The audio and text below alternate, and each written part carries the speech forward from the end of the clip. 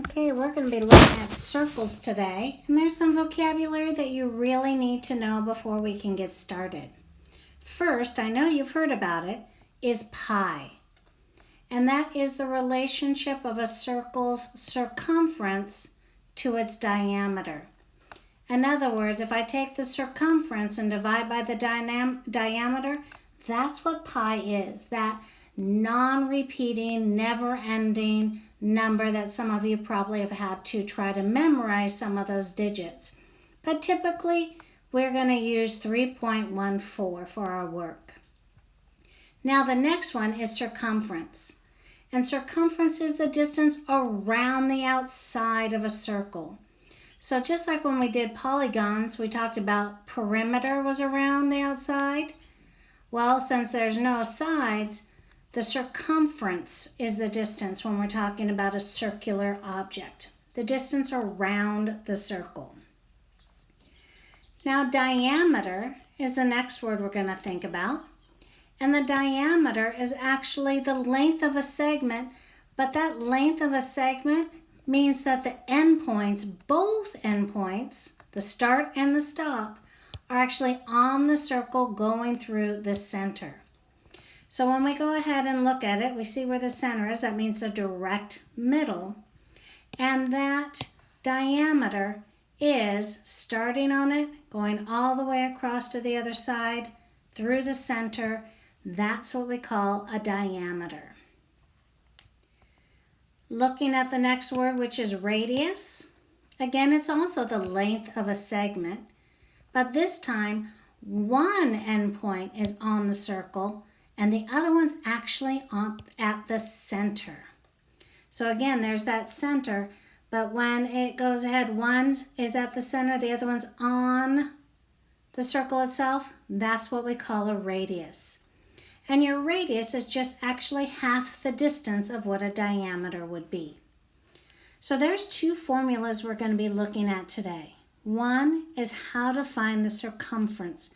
How do I find the distance around the outside of a circle right here? How do I find that distance without actually getting a tape measure and trying to go around my object? Well, if you know the radius or the diameter, you will be able to find that circumference, because the circumference of a circle is the product of the diameter and pi. So I can take pi, my 3.14, and multiply it to the diameter, and that will tell me how far around my circle is. Now, if I don't have the diameter, I only was given the radius. Well, remember, I told you radius is half a diameter. So if I go ahead and take that radius and multiply it by 2, that's the same thing as the diameter. So I could do 2 times that 3.14 and take that radius, and that also gives me the exact same answer for the circumference. We also need to look at the area.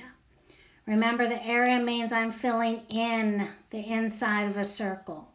And again, looking at that, it's going to give me a different formula. The area of a circle, it tells me, is actually the product, so I'm multiplying, of pi and the radius squared. So I've got pi times radius squared, or simple way to remember it so I don't accidentally get confused with that exponent of 2, which I know we all have at some point, is to just write the formula pi, which you know is going to be 3.14, and then multiply it times the radius times the radius. That will give you how many square units are inside the circle. So let's look at an example. If I give you the question and I ask you to find the radius or the area and the circumference of a circle, and again, I'm telling you right here, we will use 3.14 every time we see pi. Can you figure those out for me? Well, let's start with area. First thing I need to do is write that formula. So I'm going to write A equals pi times R times R. Now, Step 2, let's change those variables and symbols with what I know the value is.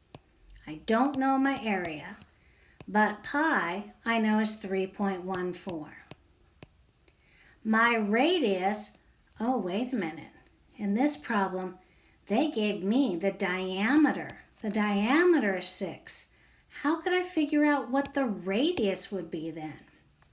Well, remember, radius is half the diameter. Remember, it's only half. It starts at the center and goes out. So my radius in this picture, even though they didn't give it to me, I could easily figure out my radius is half of 6, which is 3 centimeters. So 3 centimeters for my radius and 3 centimeters for my radius again. Now all we have to do is multiply our numbers. So we're going to take 3.14 and we're going to multiply it by 3 times 3, or 3.14 times 9, however you want to do it. And we will find out that the area is 28.26. Now remember, it says here, remember, every time you work with the area, it's square units.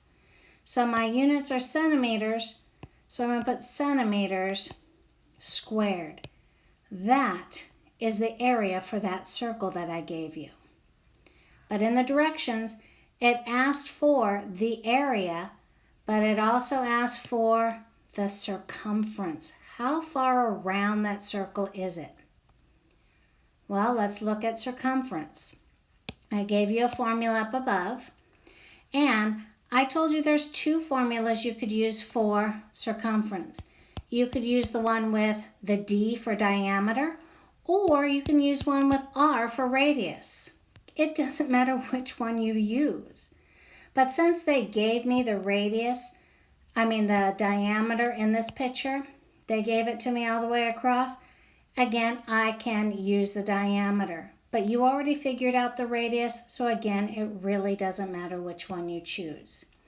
I, though, am going to use the circumference is equal to pi times the diameter. Now, just like before, we're going to go ahead and change those variables with the values I know.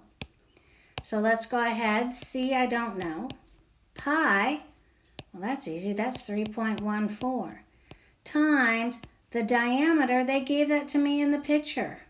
It is 6 centimeters.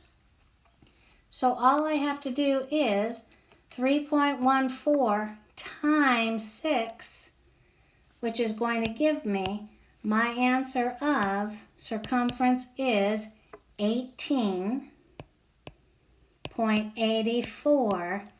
Now remember, this is like the perimeter. There is no square units, it's just regular units. And again, my units on this one is centimeters. And that would be my answer for the circumference. So again, using those formulas we just talked about, replacing those variables with the values that they give you, and then of course using your calculator, which is fine with me, as long as you show your work to calculate those distances and that area. If you have any questions, write them down and bring them to class with you, and we'll talk to you.